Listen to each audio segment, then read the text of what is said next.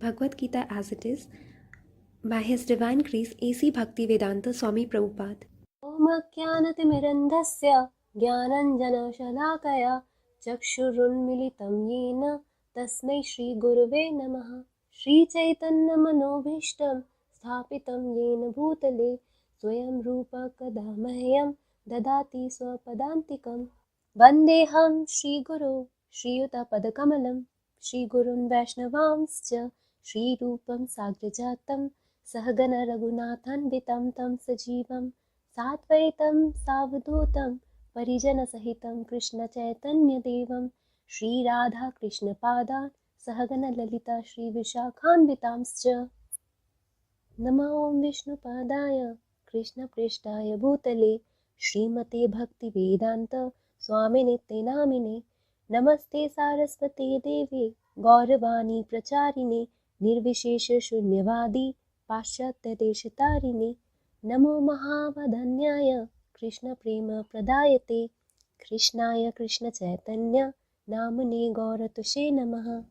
हे कृष्णा करुणा सिन्धो दीनबन्धो जगत्पते गोपीश गोपिकान्त राधाकान्त नमोऽस्तुते।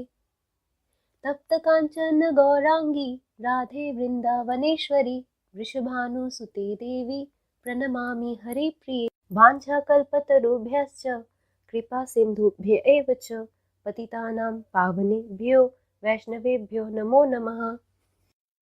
जय श्री कृष्ण चैतन्य प्रभु नित्यानंद श्री अद्वैत गदाधर श्रीवासादि गौरभक्तवृंद। हरे Krishna Krishna Krishna Hare Hare Hare Ram Ram Ram Hare Hare.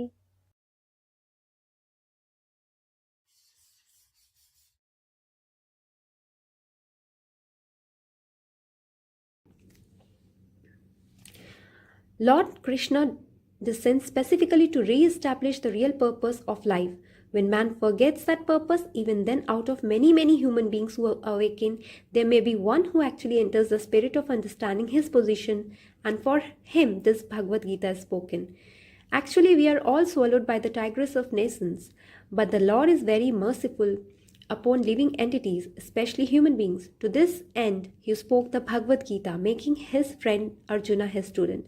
Being an associate of Lord Krishna, Arjuna was above all ignorance.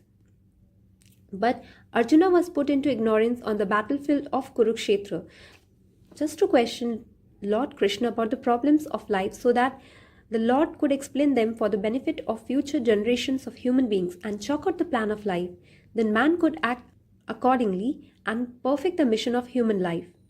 The subject of the Bhagavad Gita entails the comprehension of 5 basic truths. First of all, the science of God is explained, and then the constitutional position of the living entities, jivas. There is Ishvara, which means the controller, and there are jivas, the living entities which are controlled. If a living entity says that he is not controlled but that he is free, then he is in sin. The living being is controlled in every respect, at least in his conditioned life.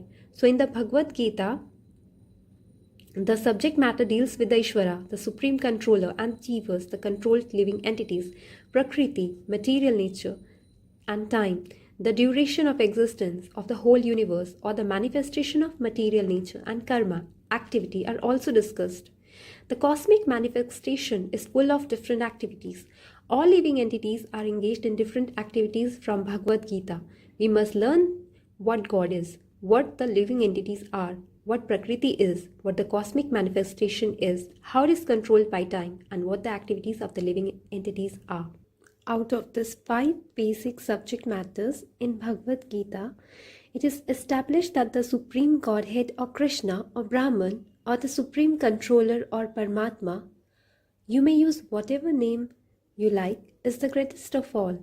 The living beings are in quality like the Supreme Controller. For instance, the Lord has control over the universal affairs of material nature, as will be explained in the later chapters of Bhagavad Gita. Material nature is not independent. She is acting under the directions of the Supreme Lord. As Lord Krishna says, Mayadhakshana Prakriti Suyate Sa Characharam. This material nature is working under my direction. When we see wonderful things happening in the cosmic nature, we should know that behind this cosmic manifestation there is a controller. Nothing could be manifested without being controlled. It is childish not to consider the controller.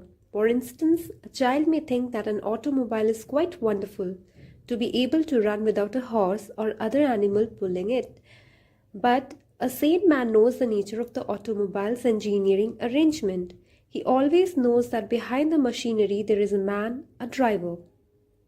Similarly, the Supreme Lord is the driver under whose direction everything is working. Now, the jivas or the living entities have been accepted by the Lord, as we'll note in the later chapters, as his parts and parcels. A particle of gold is also gold, a drop of water from the ocean is also salty, and similarly, the living entities being part and parcel of the Supreme Controller, Ishvara or Bhagwan, Lord Sri Krishna have all the qualities of the Supreme Lord in minute quantity, because we are minute Ishvaras, subordinate Ishvaras. We are trying to control nature, as presently we are trying to control space or planets. And this tendency to control is there because it is in Krishna. But although we have a tendency to lord it over material nature, we should know that we are not the supreme controller. This is explained in Bhagavad Gita. What is material nature? This is also explained in the Gita as inferior Prakriti, inferior nature. The living entity is explained as the superior Prakriti. Prakriti is always under control, whether inferior or superior. Prakriti is female and she is controlled by the Lord, just as the activities of a wife are controlled by a husband. Prakriti is always subordinate, predominated by the Lord, who is the predominator. The living entities and material nature are both predominated, controlled by the Supreme Lord. According to the Gita, the living entities, all the parts and parcels of the Supreme Lord, are to be considered Prakriti. This is clearly mentioned in the 7th chapter of Bhagavad Gita. Aparayam itastha anyam prakritim vidhi me param jiva bhutam. This material nature is my inferior Prakriti, but beyond this is another Prakriti, jiva bhutam, the living entities. Material nature itself is constituted by three qualities: the mode of goodness, the mode of passion, and the mode of ignorance. Above these modes, there is eternal time, and by a combination of these modes of nature under the control and purview of eternal time, there are activities which are called karma. These activities are being carried out from time immemorial, and we are suffering or enjoying the fruits of our activities.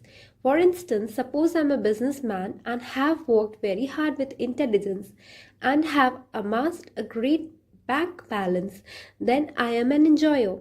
But then say I have lost all my money in the business, then I am a sufferer. Similarly, in every field of life, we enjoy the results of our work or suffer the results. This is called karma. Ishvara, the Supreme Lord, Jiva, the living entity, Prakriti, nature, Kala, eternal time, and karma, activity, are all explained in the Bhagavad Gita. Out of this five, the Lord, the living entities, material, nature, and time are eternal.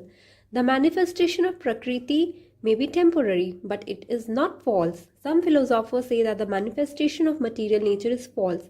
But according to the philosophy of Bhagavad Gita, according to the philosophy of the Vaishnavas, this is not so. The manifestation of the world is not accepted as false. It is accepted as real but temporary.